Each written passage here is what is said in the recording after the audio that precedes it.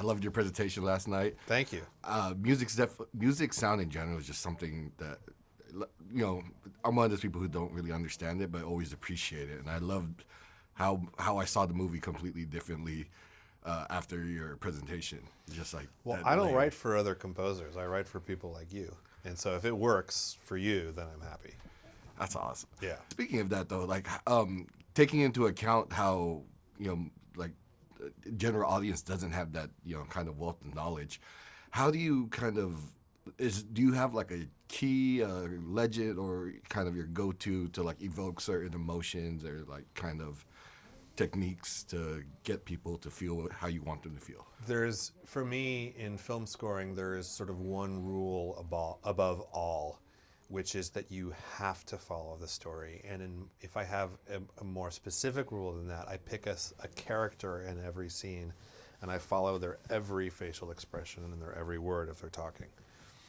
And in so doing, if there's emotion in the scene and the music can amplify that, then hopefully we're reaching you emotionally. But if I'm trying to do a single thing, one single thing that the story isn't doing, if I try to get you to feel something before the story has earned it, I've lost you. You'll lose. That's what you'll feel that the music. It doesn't matter how much you know about music, you know good and bad, and you know when you're feeling manipulated, right? If music is saying you're feeling really emotional right now, and you're like, no, I'm not. So the music needs to be following the story. It cannot be even 1 second ahead of it emotionally. And it needs to be following character. It needs to be following all of the other elements of the film.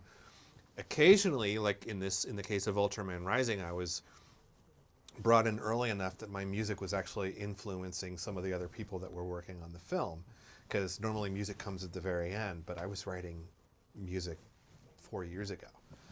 For this, so I had an opportunity to be kind of part of the storytelling team from the beginning. But anyway, yeah, the rule is follow the story, follow the characters, never lose sight of that.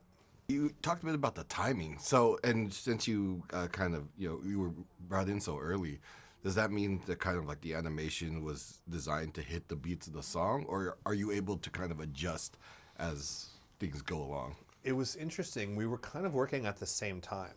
So it's not like animation was waiting for music and the music wasn't necessarily waiting for animation.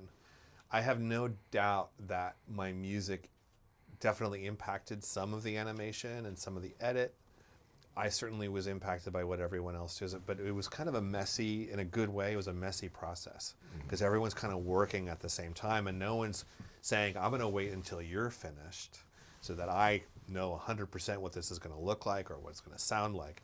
We all just kind of had to throw ourselves in there, which was really fun. So and it's an amazing process to be able to write music that is just inspired by a single piece of art or by a storyboard or by the script, right? Instead of just looking at the final edit and, you know, connecting this beat to that beat, you're working with much more sort of primitive elements, which was really fun.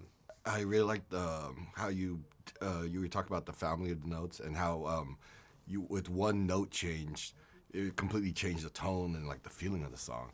But I was wondering if you've ever composed something that if when it was initially used, it felt one way, but the exact same thing was used to like tell a different story.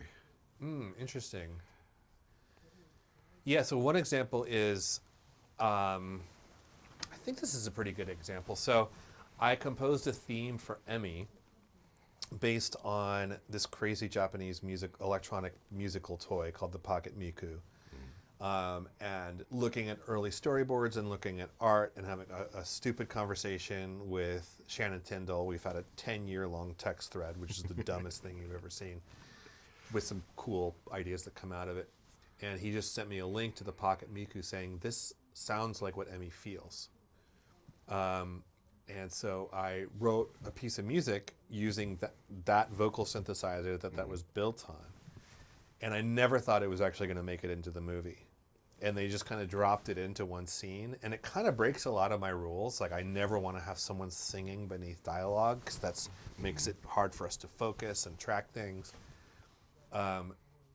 I didn't think it was ever going to make it into the movie, but it's literally what you hear in the movie now in Ultraman Rising.